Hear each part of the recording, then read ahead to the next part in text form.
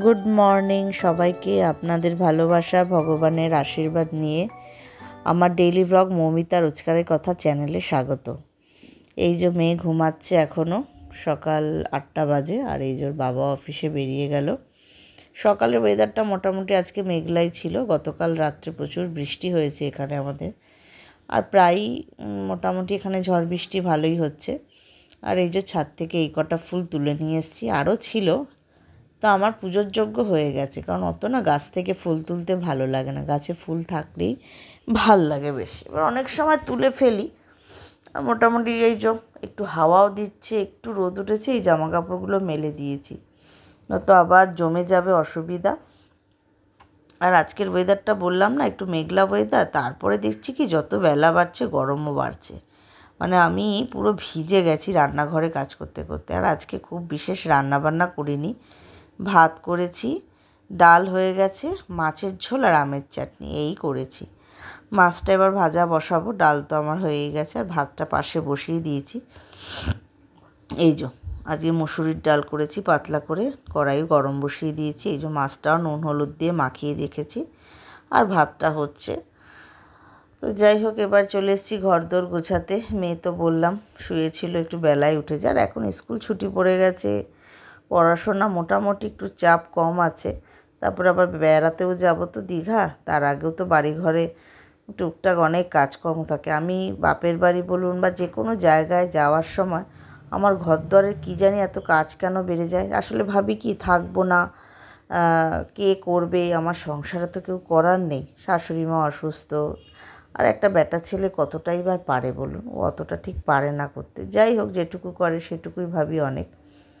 আর মেয়ে পাশের ঘরে পড়ছে, ওকে টিফিন দিয়েছি আজকে ম্যাগি, আমিও আজকে ম্যাগিই খেয়েছি। আর ওর বাবাকে সকালে ওটস করে দিয়েছি, ওটস খেয়ে ওর বাবা চলে গেছে। আর আজকে বিছানার চাদরটা একটু চেঞ্জ করব। ওই যে বললাম কোথাও যাওয়ার সময় আমার এত কাজ বেড়ে যায়, আর এমনিও আমি কোথাও গেলে যাওয়ার আগে বেডশিট চেঞ্জ করে যাই, আবার আসবো, আবার এসেও চেঞ্জ করি। তা যদিও যাচ্ছি দীঘাতে তো 2 দিনের জন্য, সেজন্য এবার এসে খুব একটা আমার চেঞ্জ করার ব্যাপার নেই। আর এই চাদরটার জানেন বয়স কত? আমার যেবারে মানে যে সময় আমার নতুন বিয়ে হয়েছিল 2009 সালে, প্রথম যে জামাই ষষ্ঠীটা, এই চাদরটা মা আমাকে দিয়েছিল। আজ 14-15 বছর হয়ে গেল, চাদরটা এক রয়েছে। এখন তখনকার সময় চাদরের কাপড় বলুন কোয়ালিটি অনেক ভালো ছিল। এখন সেই দামেরই চাদর কিনি, ভালো লাগে না। এই যে দেখুন চাদরটা এখনও খুব সুন্দর রয়েছে। আর এই দুটো বালিশে ওয়ার পরায়নি, কারণ এই দুটো তো ওয়ার নেই, এর সাদাই পরাতে হবে, সেই জন্য সাদা দুটো ওয়ার কেচে দিয়েছি, শুকালে পরিয়ে দেবো। বারান্দাটা অগোছানো রয়েছে, এখনও গোছাইনি। আর এই ঘরও মোটামুটি আমার গোছানো হয়ে গেছে। আর এই যে সাদা দুটো জুতো দেখতে পাচ্ছেন, সেটা পরে বলছি গল্প এর। আর এই যে সবই হয়ে গেছে, মেয়ে টিভি দেখছে। হ্যালো বন্ধুরা, এতক্ষণ পরে আপনাদের সামনে আসতে পারলাম। আসল কথা কি, কাজের দিদি না বলে কামাই করেছে, তো বলে কামাই করলে কি হয়, আমি আগের দিন রাত্রে বাসন কোসন সব নিজে রাখি। আমার সব ভাল লাগে জানেন তো, বাসন কোসন আমি জমিয়ে রাখতে পারি না। আর যতই হোক আগের দিনে রাত্রের বাসন, সন্ধ্যায় টুকিটাকি খাওয়া দাওয়ার এসব বাসনও তো থাকে না, এই বাসন। তারপরে সকালবেলা আমার হাজব্যান্ড বেরোবে, অফিস যাবে, মেয়ের স্কুল ছুটি হলে কি হবে, এগুলো তো করতে হয়। তারপরে তো সংসারের কাজ ছেড়েই দিলাম, সেগুলো তো আছেই আমাদের জন্য অপেক্ষা করে। ঠিক আছে, নিজের সংসারের কাজ নিজে করছি, ঠিক আছে, কিন্তু এই যে কাজের দিদিগুলো না বলে হুটপাট কামাই করে, ওরা ভাবে কি আমাদেরকে জব্দ করছে। একদম না, ভুল, কোনোভাবেই জব্দ করছে না, ওরা জব্দ হবে। আমি বলে তো কোনো বাসন রাখি না। অনেক বাড়ি আছে জানেন, 2 দিনের বাসন 2টো গামলাতে ভরে রেখে দেয়, তুলতে পারে না, মাজতে পারে না, এত বাসন। আমি মনে করি সেই বাড়িগুলোই ঠিক। আমরা অতিরিক্ত ভাবি সবার জন্য, যে তোর কষ্ট হবে, ঠিক আছে, মানুষ আসতে নাই পারে একটা দিন, সেটা বলে কামাই কর। আমি কিন্তু যখন যে ছুটি চায়, যখন যে সময় ও ছুটি চায়, আমি কিন্তু ওকে দিয়ে দিই। তারপরেও দেখুন এরকম করে। আর কি করা যাবে, কিছু করার নেই। তো মোটামুটি আমার ঘরের কাজ তো সবই হয়ে গেছে।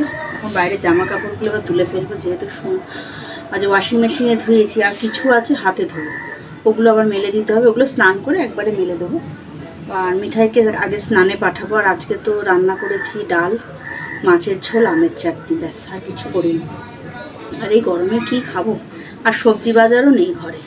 ওর বাবা বললো ঠিক আছে এখন মাছের ঝোল ডাল ভাত করে নাও। তা দেখলাম একটা আম রয়েছে, তো ওই জন্য আমের চাটনিটাও করে নিলাম, ব্যাস হয়ে যাবে। আর কী বলে ওটাকে, আর টুকিটাকি জামা কাপড়গুলো। আর এত গরম, গতকাল তার আগের দিন এত ঝড় বৃষ্টি হয়েছে আমাদের এখানে, কে বলবে। এখন ওয়েদার এত বাজে হয়ে গেছে। তবে হ্যাঁ, খবরে বলেওছে, আগেও বলেছে যে বৃষ্টি হলে কি হবে, তাপমাত্রা কিন্তু কমবে না, সেটা নর্মাল থাকবে, মানে গরম থাকবে। আগে যেমনি বৃষ্টি হলে একটা পরের দিন একটা ঠান্ডা আবহাওয়া থাকে, একটা ভালো, অত এইরকম ঘেমে যেতাম না, এখন আর সেই ওয়েদারটা নেই। আর ঠিক আছে, সকাল থেকে তো মানে জলও খাইনি, আর কি জল একদম আমার খাওয়া হয়নি।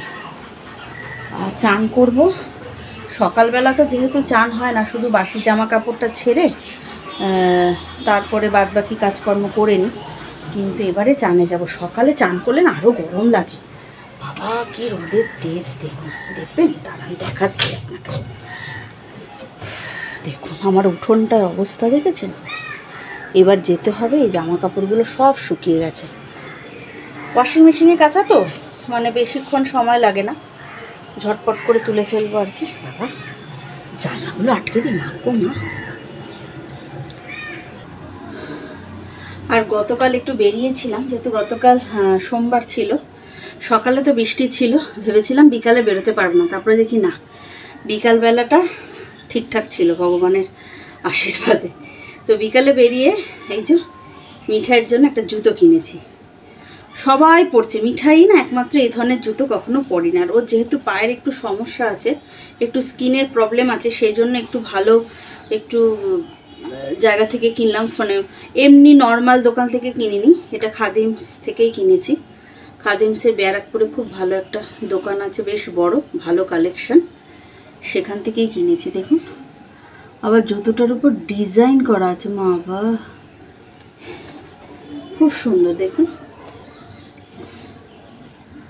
এখন তো আমার সাইজ আর মিঠার পায়ের সাইজ এক। আর এইটা হচ্ছে আমাদের বাড়িতে সব থেকে বড় মাপের জুতো, এদের সব থেকে বড় মাপের জুতো, 10 নম্বর। বুঝতেই পাচ্ছেন কার লাগে, আমার হাজবেন্ডের। অনেক দোকান ঘোরা হয়, একমাত্র বাটা, খাদিম, শ্রীলেদার, এই 3টে দোকানেই আমি দেখলাম মোটামুটি ওর সাইজের আছে, 9-10 মোটামুটি পাওয়া যায়। সাদা, বাবা মেয়ে এক কিনেছে। আমি তো বলি পাপা কি পারি, বাবা মানে বাবা মেয়ের যে কি বন্ডিং, মানে আমার সাথে অত বন্ডিং নেই আমার মেয়ের, যেহেতু মা যে বকাবকি করে। আর আমিও কিনেছি, আমি কিনেছি অত এরকম তো ফ্যান্সি না, আমি কিনেছি যেহেতু আমার পায়ে রিসেন্ট খুব ব্যথা হয়েছে। হবেই তো, নিজের দোষেই।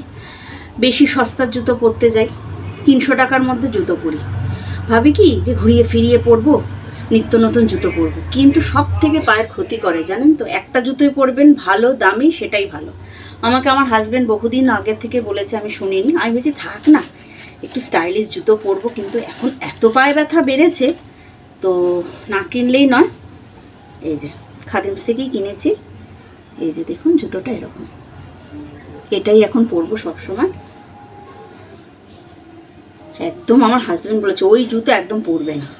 ঠিক আছে, দেখুন ফেলতেও মায়া লাগে। আর আমার জুতো না খুব একদম নষ্ট না, কারণ আমি খুব যত্ন করে রাখি। আমার 7-8 বছরের জুতোও আছে, কারণ আমি মানে জুতোগুলোকে ধুই, একবার পরে 2বার পরে সঙ্গে সঙ্গে জুতো ধুয়ে দিই, আবার সুন্দর করে শুকিয়ে প্লাস্টিকে মুড়িয়ে রেখে দিই। তার জন্য আমার জুতো ছেঁড়ার কোনো ব্যাপারই নেই। মানে 2018 সালের জুতো আমার ছিল, আমি বাধ্য হয়ে একজনকে দিয়ে দিয়েছি, বাধ্য হয়ে, যে আর ভাল লাগছে না, অনেক পড়েছি এরকম আর কি। সেটা অবশ্যই ওই হংকং মার্কেট থেকে কিনেছিলাম, শিলিগুড়ি হংকং মার্কেট, ওখান থেকে। এই দেখুন এই জুতোটা ভালো আছে, এটা কিনেছি। দেখি এটা পরে, দোকানওয়ালাটা বললো তো যে এটা নিয়ে যান, পরে আরাম পাবে, পায়ে ব্যথা হবে না, এরকম অনেকেই আসছে। আমরা তো সত্যি কথা, আমরা সস্তার পেছনে বেশি দৌড়াই, তো ওই জন্য এই অবস্থা। বাপরে বাপ কি গরম রে বাবা। গুড ইভিনিং সবাইকে। এখন ঘড়ির কাঁটা 7টা 10 বাজে। দুপুরের পর আর কথা হয়নি, কারণ স্নান করে উঠতে উঠতেই দেরি হয়ে গেছে, খেতে দেওয়া এই সেই করতে করতে বললাম থাক বিকালে ভিডিওটা করব। তারপরে মেয়ের পড়াও ছিল 5:30 থেকে, মেয়ে এখন ঘড়ি কাটা 7:10 বাজে, পড়া থেকে চলে এসেছে। এখন ওই আন্টির হোমওয়ার্ক এগুলো একটু করবে, আর আমি দেখি টুকটাক করে একটু ব্যাগটা গোছাবো। ওর বাবাকে বলেছি একটু ব্যাগটা বার করে দিতে। ঠিক আছে বন্ধুরা, আজকে ভিডিওটা এই অবধি রাখলাম। আমার ভিডিও যদি ভালো লাগে, আমাকে যদি আপনারা যোগ্য মনে করেন, অবশ্যই আমার চ্যানেলটাকে একটু সাবস্ক্রাইব করে দেবেন। আমার পাশে প্লিজ বন্ধু হয়ে থাকুন। আগামী দিনে আমিও থাকবো আপনাদের পাশে। আর আপনারা সবাই ভালো থাকবেন, সুস্থ থাকবেন, সাবধানে থাকবেন। তাহলে বন্ধুরা আজকে এই অবধি রাখলাম। টাটা, সবাই ভালো থাকবেন। Good night.